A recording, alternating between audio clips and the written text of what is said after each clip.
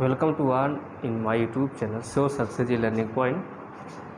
आज हम डिस्कस करने वाले हैं क्लास 9th की फिजिक्स के पहले चैप्टर के बारे में, जिसका नाम है मोशन। उसे हिंदी में इसको गति कहा जाता है, यानी चलना फिरना दौड़ना। आखिर मोशन को समझने के लिए हम एग्जाम्पल थोड़ा समझते चलेंगे कि इसे डिफाइन कैसे करेंगे। तो पहले हम जानते हैं कि जो ट्री होता है, हाउस होता है, टीवी टावर, ये एक जगह एक पॉइंट पे फिक्स रहते हैं, इसलिए इनको हम बोलते हैं स्टेशनरी। ये बॉडीज़ कैसे हैं? स्टेशनरी ऑब्जेक्ट्स हैं। अब इसके अलावा अगर हम बात करें तो बस, मैन्स, एनिमल, बर्ड्स और भी ऐसे भी चीज़ें होती हैं, जैसे कि एरोप्लेन है, ये सब मूव करते हैं, ये ऑल टाइम स्टेशनरी नहीं रहते। तो हम ये कह सकते हैं कि the moment of A body is called motion. क्या कह सकते हैं हम लोग? The moment of a body, या फिर हम कह सकते हैं यार ऑब्जेक्ट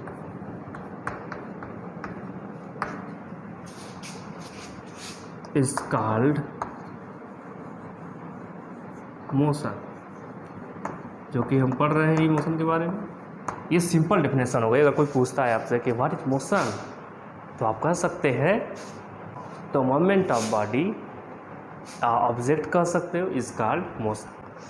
अब जितने भी मोमेंट करने वाले जो बॉडीज़ होते हैं, वो अपने पोजीशन को चेंज करते हैं एक प्लेस से दूसरे प्लेस तक। तो ये उनकी कॉमन कैरेक्टरिस्टिक होती है। The common characteristic of a moving body is that they change their position with time. मतलब जैसे कि बात करें, अगर एक बस होता है, एक बस क्या करता है कि जब वो चलता है तो एक पोजीशन को वो इस टाइम के वाला वो एक पोजीशन से दूसरे पोजीशन में चला जाता है। यानी उसकी कॉमन कैरेक्टरिस्टिक यही होती है कि वो अपना पोजीशन चेंज कर सकता है, एक पोजीशन से दूसरे पोजीशन तक को अपने को चेंज कर सकता है। मतलब वहाँ से वहाँ जा सकता है एक टाइम के अलावा। ठीक है, तो ये उसकी कॉमन कैरेक्टरिस्टिक होता है। अगर कोई भी पूछता है कि इस जितने भी मूविंग बॉडीज़ होते हैं उनकी कॉमन कैरेक्टरिस्टिक बताइए, तो कॉमन कैरेक्टरिस्टिक यही होती है कि वो अपने पोजीशन को एक प्लेस से दूसरे प्लेस तक ले जाते हैं, वो भी टाइम के रिस्पेक्ट में। अब हम मोशन की सेकेंड डेफिनेशन के बारे में बात करेंगे। अब हम बात करेंगे मोशन के सेकेंड डेफिनेशन के बारे में, क्योंकि हम जितना भी ऑब्जर्वेशन देखे हैं उसके अकॉर्डिंग हम बात करेंगे। तो हम कहेंगे ए बॉडी, या फिर ऑब्जेक्ट कह सकते हो इसको, बहुत लोग ऑब्जेक्ट का नाम लेते हैं। A body is said to B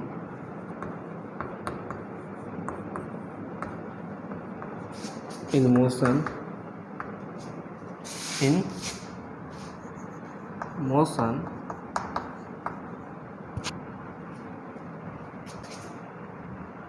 when its sun change continuously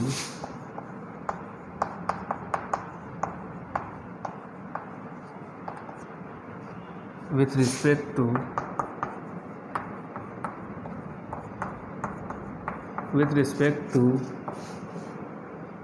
A stationary object. A लिख सकते हो या फिर ना लिखो, कोई दिक्कत नहीं है।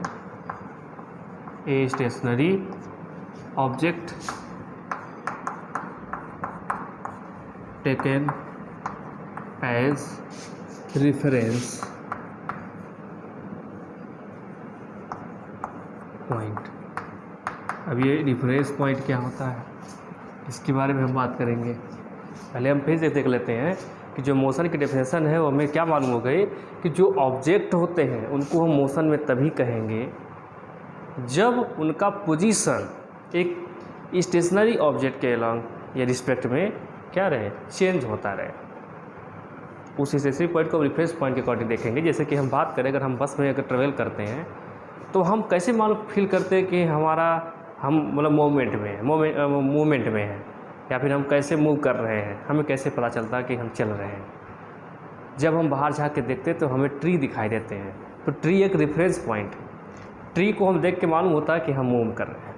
यानी कोई एक ऐसा ट्री होता है या कोई टावर देख लिया तो उससे हमें मालूम कि वो जाता हुआ तुमको दिखाई देगा, जिससे हमें ये फील होता है कि हम मूव कर रहे हैं। ठीक है, तो उसको अब रेफरेंस पॉइंट के अकॉर्डिंग देखें तो मूव करता हुआ दिखाई देता। अगर नहीं तो मूव कर रहे हो, अगर किसी और जो दूसरे ऑब्जेक्ट को देख लो, जैसे अगर हम खड़े हैं, अगर किसी हम जैसे मान लीजिए कार जा रही है, जैसे हमारे पास एक हाउस है, मान लेते हैं यहाँ पे हमारा एक हाउस है। ठीक है, एक हम फॉर एग्जाम्पल हम हाउस जल्दी बना लेते हैं, उतना अच्छा कलाकारी नहीं आती। ठीक, एक हमने हाउस बना लिया। अब मान ले यहाँ पे एक कार है, कैसे बनाए कार, शायद ऐसे बनाया जाता है। ठीक है, चलो हम बना दिए, 2 पहिया लगा दिया। ठीक, ये अब कार है। अब ये रेफरेंस पॉइंट इसको लेते क्योंकि ये स्टेशनरी ऑब्जेक्ट, ये मूव नहीं कर सकता। अगर हम यहाँ सामने से खड़े होकर के देखेंगे, अगर ये कार मूव करते हुए दिखाई देगी तो हमें मालूम होगा कि ये इसके एलॉन्ग ये जाती हुई दिखाई देती है। यानी जब तक उसका कोई स्पेसिफिक पॉइंट हमें नहीं मालूम होता तब तक हमें नहीं मालूम होता कि बॉडी मूव कर रही है। जैसे एग्जांपल की हम बात करें तो अगर हम अर्थ की बात करें, अर्थ भी मूव करता है, किसी को जल्दी पता नहीं रहता। आज साइंस इतना बड़ा हो गया तब मालूम पड़ा कि अर्थ मूव करता है। हमें क्यों नहीं फील होता है कि अर्थ मूव करता है? कोई स्टेशनरी ऑब्जेक्ट है ही नहीं। एक ही स्टेशनरी ऑब्जेक्ट है जो कि हमारा सन है, और सन के अकॉर्डिंग हम जानते हैं कि मूव करता है पर पता नहीं चलता। अभी हम उसके बारे में भी बात करेंगे, क्यों नहीं पता चलता, उसके बारे में भी बात करेंगे। लेकिन इसका कोई, अगर हम नाइट की बात करें या किसी चीज़ की बात करें, इसका कोई स्टेशनरी ऑब्जेक्ट नहीं है जिससे हम पता लगा सकें कि ये मूव कर रहा है। और जो भी स्टेशनरी ऑब्जेक्ट है इतना दूर है उसका मतलब उसके अकॉर्डिंग मालूम नहीं पड़ता है कि ये मूव कर रहा है। खाली इतना मालूम होता है कि सूर्य यहाँ था फिर यहाँ चला आया, यानी मूव कर रहा है।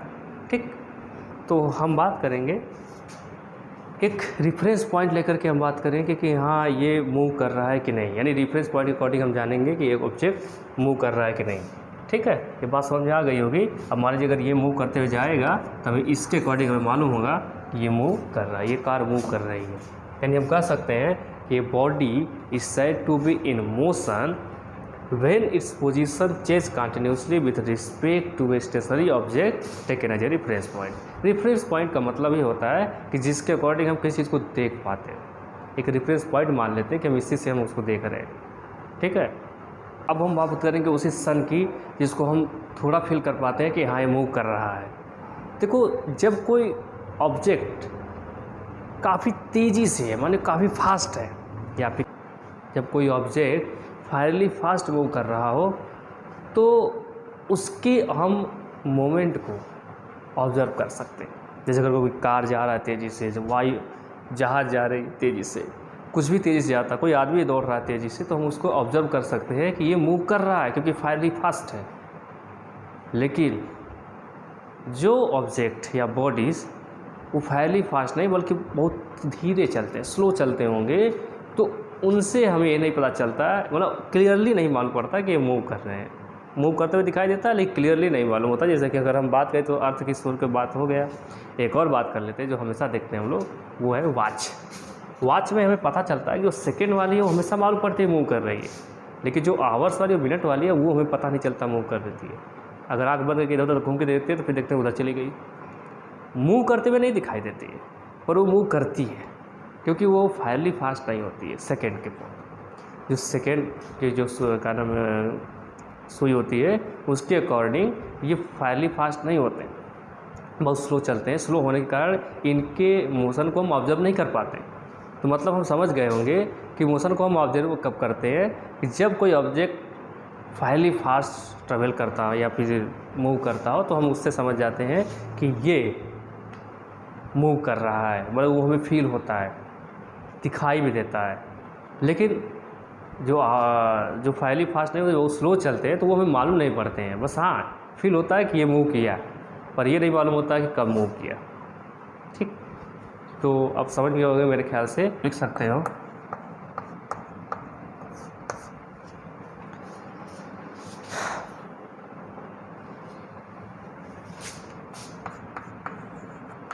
If a body moves fairly fast,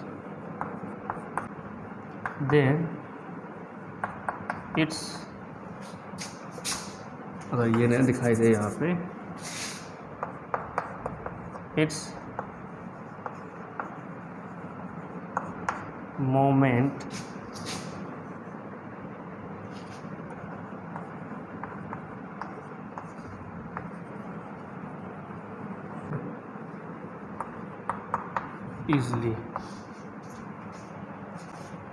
easily हो गया. But if body moves very slowly,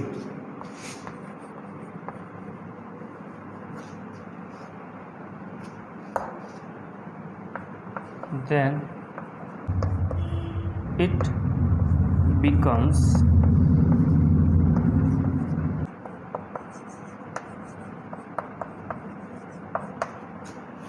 to observe its movement immediately.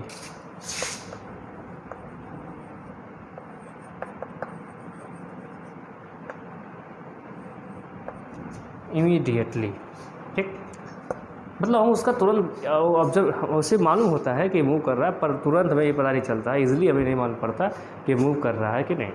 ठीक है, यानी हम ये नोट में देख सकते हैं कि अगर कोई बॉडी फाइनली फास्ट है तो उससे हम ये जान पाते हैं कि ये इजीली जान जाते हैं कि मूव कर रहा है.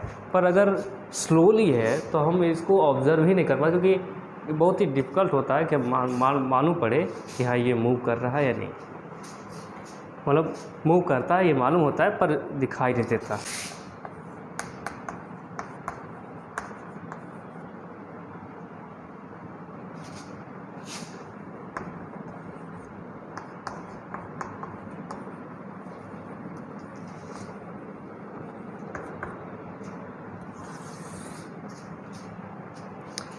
अब हम बात करेंगे डिस्टेंस ट्रेवल और डिस्प्लेसमेंट के बारे में. डिस्टेंस क्या है?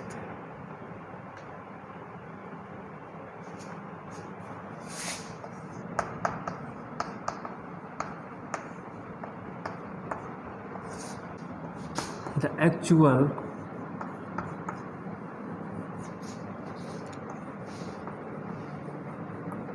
length of the path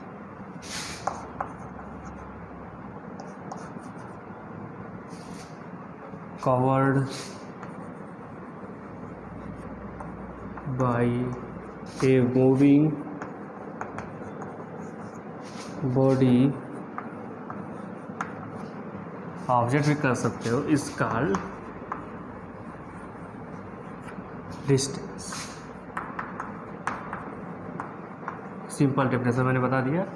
जैसे हम ही एक ऑब्जेक्ट हैं. अगर हम एक एक्चुअल लेंथ, कोई पाथ का एक्चुअल लेंथ हम कवर करते हैं विथ टाइम, ये भी कर सकते हो, मैं लिखना भूल गया. देखो, path covered by a moving body with time लिख सकते हो. तो हम जब कोई पाथ कवर करते हैं तो ये एक्चुअल डिस्टेंस से क्या, ये एक्चुअल जो क्या ना लेंथ है, यही कहलाती है डिस्टेंस. जो एक्चुअल लेंथ होती है ये कहलाती है डिस्टेंस. अब दूसरी तरफ बात करेंगे डिस्प्लेसमेंट के बारे में.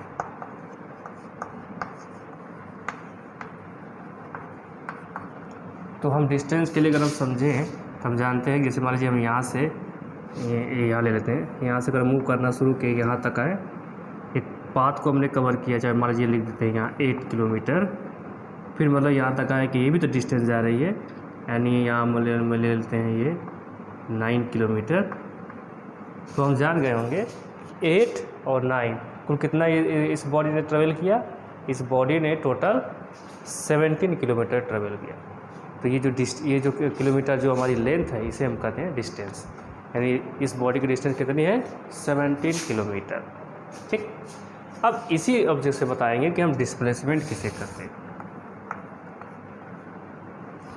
जब कोई बॉडी एक पोजीशन से दूसरे पोजीशन पर जाता है तो उस पोजीशन से इनिशियल पोजीशन के बीच की शॉर्टेज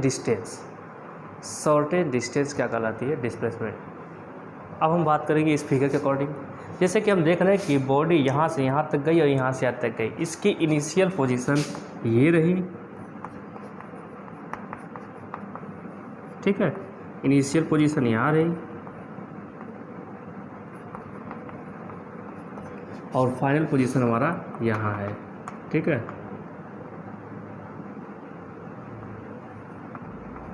फाइनल पोजीशन हमारा, ठीक। तो ये इनिशियल पोजीशन और फाइनल पोजीशन इसकी है।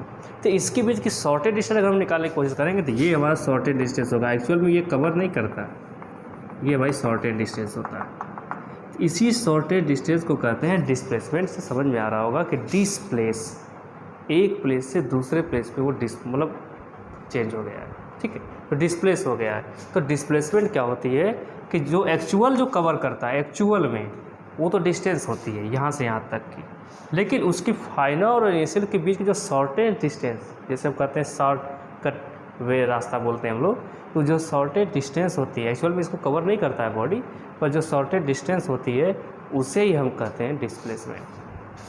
क्या कहते हैं? डिस्प्लेसमेंट कहते हैं। तो लिख सकते हो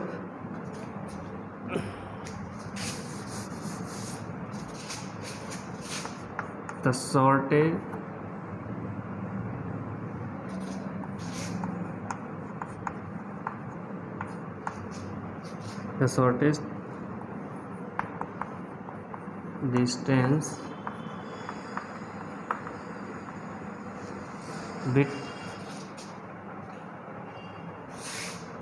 shortage distance between initial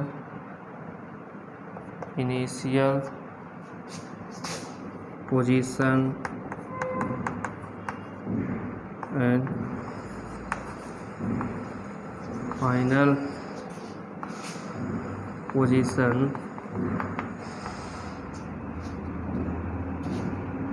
of a moving object या बॉडी कर सकते हो, मतलब मूविंग ऑब्जेक्ट के इनिशियल फाइनल पोजीशन के बीच की जो शॉर्टेज डिस्टेंस होती है उसे ही हम कहते हैं इज कॉल्ड डिस्प्लेसमेंट।